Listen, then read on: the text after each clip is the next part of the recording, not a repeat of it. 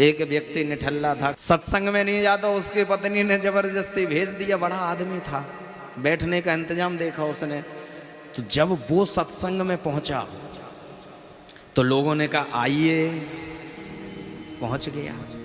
अब बैठने का इंतजाम किया तो बैठिए, बैठा तो महाराज समाधि लग गई, सो गया बेचारा। और जब कथा पूरी हो गई तो बोले जाइए। उसने यही मंत्र बना लिया, आइए बैठिए जाइए, आइए बैठिए जाइए। पत्नी ने पूछा, बोले क्या सुन के आए कथा में? बोले मंत्र लेकर के आए। कौन सा? बोले आइए बैठिए जाइए। अब पत्नी तो जोर से हंसी कि ये कौन सा मंत्र है, लेकिन अगर इसे रोक देंगे तो ये कल से जाएगा नहीं। बोले बहुत बढ़िया मंत्र है, इसका जाप करना। महाराज उस मंत्र में उसकी रति हो गई, प्रीति हो गई। अब वो तो रात में यही जप रहा है, सारे मंत्र उसे आते नहीं। आइए बैठिए जाइए, आइए बैठिए जाइए, आइए बैठिए जाइए। उसी दिन उसके घर में चोर चोरी करने के लिए आया। जैसे चोर घर में घुसा, इसने कहा आइए। चोर ने कहा कि लगता देख लिया इसने हमें। जब चोर थोड़ा सा शक पकाया तो ये तुरंत बोला बैठिए।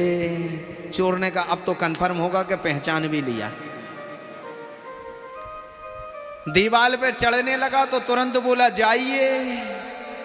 चोर बोला लगता है कि घर मकान भी पहचान गया, कल पकड़वा देगा। सो आया, भागा भागा।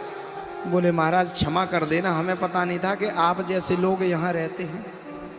जितना धन चुरा के लाया था दे दिया, रख लो लेकिन बताना नहीं पुलिस को। प्रातःकाल बेला हुई, अपनी पत्नी से बोला, बोले सत्संग में मंत्र तो चोखा मिला एकदम बढ़िया। क्यों?